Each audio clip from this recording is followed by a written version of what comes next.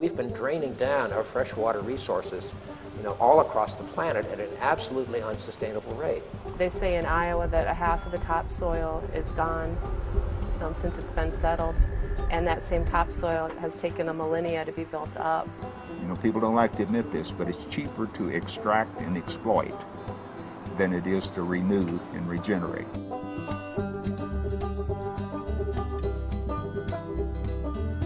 If we turned all of our farmland in this country to organic and regenerative methodologies where we're putting basically cover crops or compost back into the soil and not using chemical fertilizers, we could mitigate 25% of our emissions in this country alone. It's really important for us as citizens to understand the real cost of food, the environmental cost of the food, the production cost of the food, what the cost of the food is if all workers were in just and safe environments and all animals in humane conditions.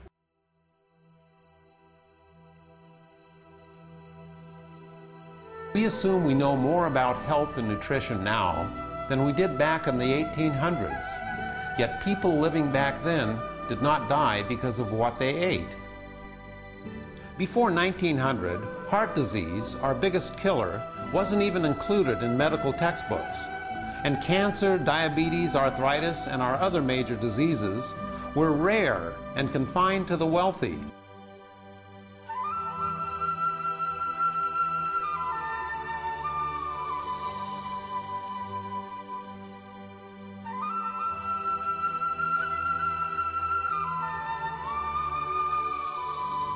Food industries spend $30 billion a year marketing their products. The marketing effort to promote natural whole foods is a mere $30 million a year. In other words, we spend over $100 per person each year promoting foods that cause disease and shorten lives, and only a dime promoting foods that prevent disease and prolong lives. Raising animals to eat is the most inefficient, wasteful, and environmentally destructive method of producing food imaginable. This may surprise you, but we grow far more food to feed the animals we eat than we grow to feed ourselves.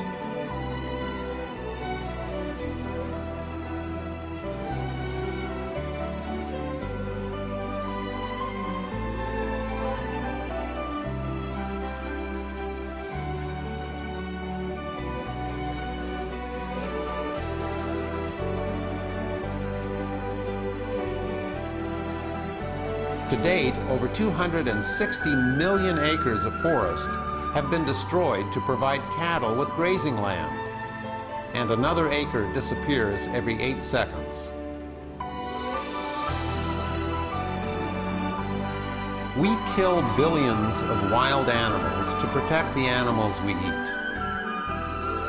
We then destroy our environment to feed the animals we eat. We spend more time, money, and resources fattening the animals we eat than we do feeding humans who are actually starving. The greatest irony is that after all the expense of raising these animals, we eat them and they kill us.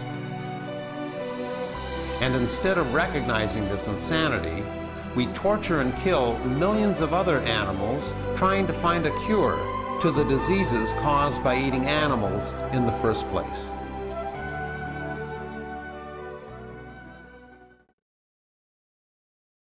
The way we eat has changed more in the last 50 years than in the previous 10,000. The modern supermarket has on average 47,000 products. The industry doesn't want you to know the truth about what you're eating, because if you knew, you might not want to eat it. We've never had food companies this powerful in our history. Everything we've done in modern agriculture is to grow it faster, fatter, bigger, cheaper. If you could grow a chicken in 49 days, why would you want one you got to grow in 3 months? When you go through the supermarket, there is an illusion of diversity. So much of our industrial food turns out to be rearrangements of corn. Sometimes you look at a vegetable and say, okay, well, we can get 2 hamburgers for the same price. They have managed to make it against the law to criticize their products. There is an effort to make it illegal to publish a photo of any industrial food operation. I find it incredible that the FDA wants to allow the sale of meat from cloned animals without any labeling. Peanut butter contaminated with salmonella. E. coli has been found in spinach, apple juice. Smells like money to me. The average consumer does not feel very powerful. It's the exact opposite. When we run an item past the supermarket scanner, we're voting for local or not, organic or not. Look at the tobacco industry. The battle against tobacco is a perfect model of how an industry's irresponsible behavior can be changed. Imagine what it would be if, as a national policy, the idea would be to have such nutritionally dense food that people actually felt better, had more energy, and weren't sick as much. You know, now see, that's a noble goal. People have got to start demanding good, wholesome food of us, and we'll deliver, I promise you.